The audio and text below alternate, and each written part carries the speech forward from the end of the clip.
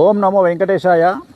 గత 5 రోజుల నుండి ఆంధ్రప్రదేశ్ రాజధాని అమరావతి గురించి విపరీతమైనటువంటి డిస్కషన్స్ మనం టీవీలో చూస్తూ ఉన్నాము. అలాగే రాజ్యసభలో లోక్సభలో జరిగినటువంటి తీర్మానాల గురించి, ఇతరత్ర రేణుకా చౌదరి గారు మాట్లాడినటువంటి అంశాల గురించి, అలాగే జగన్మోహన్ రెడ్డి గారు కొత్తగా చెప్పినటువంటి మావిగన్ అనేటువంటి వివరాల గురించి అన్ని రెగ్యులర్గా చూస్తూ ఉన్నాము.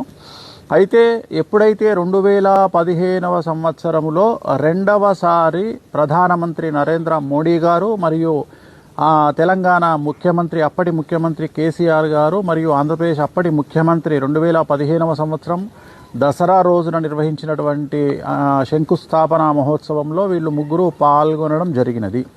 ఆ ముహూర్తానికి సంబంధించి నేను ఒక వీడియోను చేశాను, సోషల్ మీడియాలో నా సొంత యూట్యూబ్ ఛానల్లో పెట్టుకోవడం జరిగినది. అది కానీ రీజన్ తెలియదు, చాలామంది మరి ఎందుకో తెలియదు, అది సోషల్ మీడియాలో లేకుండా చేసినారు. దానికి కారణం ఏంటో నాకు తెలియదు. సో ప్రస్తుతము ఇప్పుడు జరుగుతున్నటువంటి డిస్కషన్ను బేస్ చేసుకొని నేను 2015వ సంవత్సరంలో అంటే ఇంచుమించుగా 2026 ఇది అంటే 9 సంవత్సరాల క్రిందట ఆ రోజు శంకుస్థాపన ముహూర్తం ఆంధ్రప్రదేశ్ రాష్ట్ర రాజధాని అమరావతికి సంబంధించిన ముహూర్తాన్ని బేస్ చేసుకొని దాని పుట్టు పూర్వోత్తరాలు రాబోయే కాలంలో ఎలా ఉంటాయి అని చెప్పడం జరిగింది. ఆ వీడియో ఒక్కసారి చూద్దాం. ఓం నమో వెంకటేశాయ. అమరావతి భూమి పూజ మహోత్సవం శంకుస్థాపన జరిగినటువంటి సమయం మధ్యాహ్నం 12:42 మకర లగ్నంలో జరిగినటువంటి ఈ ముహూర్తం. లగ్నంలో చంద్రుడు, అష్టమ స్థానంలో గురుడు, శుక్రుడు, కుజుడు, అలాగే బుధుడు, కేతువు కాంబినేషన్. ఈ కుండలిని కనుక గమనించినట్లయితే జరిగినటువంటి ముహూర్తం ఏదైతే ఉందో అది మంచి ముహూర్తం కాదు. ముఖ్యంగా లగ్నంలో చంద్రుడు అనేటువంటిది పూర్తి స్థాయిలో వ్యతిరేకమైనటువంటి ఫలితాలు ఇచ్చేటువంటి అంశంగా భావించాల్సి ఉంటుంది. అలాగే అష్టమ చంద్రుడు అంటే 8వ స్థానం ఏదైతే ఉందో అది చాలా నీచంలో ఉండడం మూలంగా కుజుడు అంటే భూమికి సంబంధించినటువంటి వ్యవహారాలు, శుక్రుడు అంటే అభివృద్ధి, గురువు అంటే పిఆర్ అంటే పర్సనల్ రెప్యుటేషన్, ఇవన్నిటిపై ప్రభావం చూపేటువంటి అవకాశం ఉంటుంది. ముఖ్యంగా బుధ కేతు కాంబినేషన్ అంటే బుధుడు అంటే ఆలోచన పటిమ, ఆలోచన శక్తి, అంటే ముఖ్యమంత్రి యొక్క ఆలోచన శక్తి అనేటువంటిది పూర్తి వ్యతిరేకమైనటువంటి దిశలో పయనించేటువంటి అవకాశం ఉంటుంది. అంటే ముఖ్యమంత్రి తాను తీసుకునేటువంటి నిర్ణయాలు కావచ్చును, లేదా అమరావతి పట్ల అంటే క్యాపిటల్ పట్ల తన యొక్క ఆలోచన ధోరణి కావచ్చును, పూర్తి నెగిటివ్ రిజల్ట్స్ ఇచ్చేటువంటి అవకాశాలు ప్రస్తుతంగా కనిపిస్తా ఉన్నాయి. మరీ ముఖ్యంగా రాబోయే కాలంలో ఇప్పుడు కనుక తీసుకున్నట్లయితే ముఖ్యంగా ఈ ముహూర్తంలో పాలు పంచుకున్నటువంటి వాళ్ళు తీసుకుంటే నరేంద్ర మోడీ ప్రధానమంత్రి, అలాగే ముఖ్యమంత్రి తెలంగాణ ముఖ్యమంత్రి చంద్రశేఖరరావు గారు, అలాగే ఆంధ్రప్రదేశ్ ముఖ్యమంత్రి నారా చంద్రబాబు నాయుడు గారు. ఈ ముగ్గురు విషయానికి కనుక వచ్చినట్లయితే ఈ ముగ్గురిలో కూడా సఖ్యత లోపించేటువంటి అవకాశాలు ఉంటాయి. కారణం ఏమిటంటే ముహూర్త బలం అనేటువంటి అలా కనిపిస్తా ఉంది. ఆ ముహూర్తంలో ఉన్నటువంటి దోషాల కారణం చేత ఈ ముగ్గురి మధ్యన మనస్పర్ధలు వచ్చేటువంటి అవకాశం కనిపిస్తా ఉంది. అలాగే ఆంధ్రప్రదేశ్ అభివృద్ధి అనేటువంటిది ఎట్టి పరిస్థితుల్లోనూ ముందుకు సాగేటువంటి పరిస్థితి కనిపించడం లేదు. కారణం ఏమిటంటే ముఖ్యమంత్రి చంద్రబాబు నాయుడు మనం కనుక తీసుకున్నట్లయితే అతనికి వారికి సంబంధించినంత వరకు అసలు ఎవరు కూడా సపోర్ట్ చేయనటువంటి పరిస్థితి కనిపిస్తా ఉంది. ముఖ్యంగా కేంద్ర ప్రభుత్వం పూర్తి వ్యతిరేకమైనటువంటి ధోరణిలో ప్రవర్తించేటువంటి అవకాశం కనిపిస్తా ఉంది ఆంధ్రప్రదేశ్ ప్రభుత్వం రీత్యా. అంటే బయటికి కనిపించేటువంటిది మాత్రం స్నేహంగా కనిపిస్తుంది, లోపల మాత్రం ఎటువంటి సహాయ సహకారాలు లేనటువంటి పరిస్థితి కనిపిస్తా ఉంది. ముఖ్యంగా చంద్రబాబు నాయుడు జాతక రీత్యా అంటే ఇప్పుడు ఉన్నటువంటి కుండలి రీత్యా తీసుకున్నట్లయితే పూర్తి వ్యతిరేకమైనటువంటి ఫలితాలు చంద్రబాబు నాయుడు గారికి రాబోతా ఉన్నాయి. రాబోయే కాలంలో చాలా నెగిటివ్ ఒపీనియన్ అనేటువంటిది వారిపై కలిగేటువంటి ప్రజల్లో అభిప్రాయం ఏర్పడేటువంటి అవకాశాలు ప్రస్ఫుటంగా కనిపిస్తా ఉన్నాయి. అభివృద్ధికి సంబంధించినంత వరకు వచ్చినటువంటి కంపెనీలు, అది జపాన్ కానీ, మలేషియా కానీ, సింగపూర్ కానీ, వారెవరూ కూడా సహాయ సహకారాలు అందించినటువంటి పరిస్థితికి గోచరిస్తా ఉంది. మరీ ముఖ్యంగా ప్రజల్లో 1-2 మీడియా సంస్థల పైన విపరీతమైనటువంటి తీవ్ర వ్యతిరేకమైనటువంటి భావం కనిపించేటువంటి అవకాశం ఉంది. కొన్ని సందర్భాల్లో జనాలు పూర్తిగా వ్యతిరేకించే అవకాశం కనిపిస్తా ఉంది. 1-2 వార్తా పత్రికలు అవ్వచ్చు, లేదా వార్తా ఛానళ్ళు అవ్వచ్చు, వాటి పట్ల ప్రజల్లో పూర్తి వ్యతిరేకమైనటువంటి పరిస్థితులు ఆంధ్రప్రదేశ్ లో ముఖ్యంగా నెలకొనేటువంటి అవకాశాలు కనిపిస్తా ఉన్నాయి.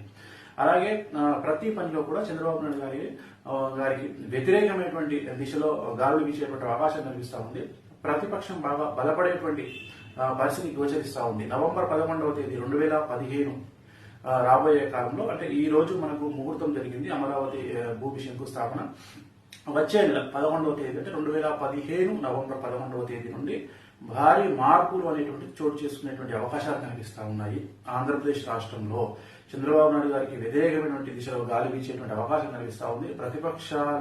ప్రతిపక్షాల పట్ల ప్రజల్లో సానుకూలత ఏర్పడే అవకాశం ఉంది. మరీ ముఖ్యంగా అమరావతి పరిసర ప్రాంతాల్లో భూములు అమ్ముకున్న వాళ్ళు అదృష్టవంతులుగాను, కొనుక్కున్న వాళ్ళు దురదృష్టవంతులుగాను మిగిలిపోయేటువంటి అవకాశాలు ఖచ్చితంగా కనిపిస్తా ఉన్నాయి. అభివృద్ధి అనేటువంటిది 100కు కనీసం 10% కూడా ఉండనటువంటి పరిస్థితులు గోచరిస్తా ఉన్నాయి. ఇవన్నీ కూడా ఈ రోజు జరిగినటువంటి ముహూర్తం ఏదైతే ఉందో 12:42 జరిగినటువంటి ముహూర్తాన్ని బేస్ చేసుకుని మాత్రమే నేను చెప్పడం జరుగుతుంది. ఈ లగ్నం ఏదైతే ఉందో మంచి లగ్నం కాదు. గతం అంటే జూన్ 6వ తేదీ నాడు జరిగినటువంటి ముహూర్తం కూడా మంచి ముహూర్తం కాదు. మళ్ళీ దానికంటే కూడా కొద్దిగా వ్యతిరేకమైన ఫలితాలు ఇచ్చేటువంటి ముహూర్తం ఈ రోజు ఉన్నటువంటి ముహూర్తం. దసరా అంటే విజయదశమి పండుగ మాత్రమే ఉంది, కానీ ముహూర్తానికి ఎటువంటి అనువైనటువంటి రోజుగా కూడా ఈ రోజు లేదు. అసలు ఒక్క ముహూర్తం కూడా లేదు, లగ్న బలం లేదు. అటువంటి సందర్భంలో జరిగినటువంటి ఈ ముహూర్తం వల్ల చంద్రబాబు నాయుడు గారికి వారి గవర్నమెంట్ పై పూర్తి స్థాయిలో జనాల్లో వ్యతిరేకత ఏర్పడేటువంటి అవకాశం ఉంటుంది. అలాగే ప్రత్యేకించి ఒక కమ్యూనిటీ అంటే ఒక కుల వ్యవస్థ మీద జనాలందరూ కూడా కొద్దిగా వ్యతిరేకమైనటువంటి ఆలోచన ధోరణిలో వెళ్లేటువంటి అవకాశాలు ప్రస్ఫుటంగా కనిపిస్తా ఉన్నాయి.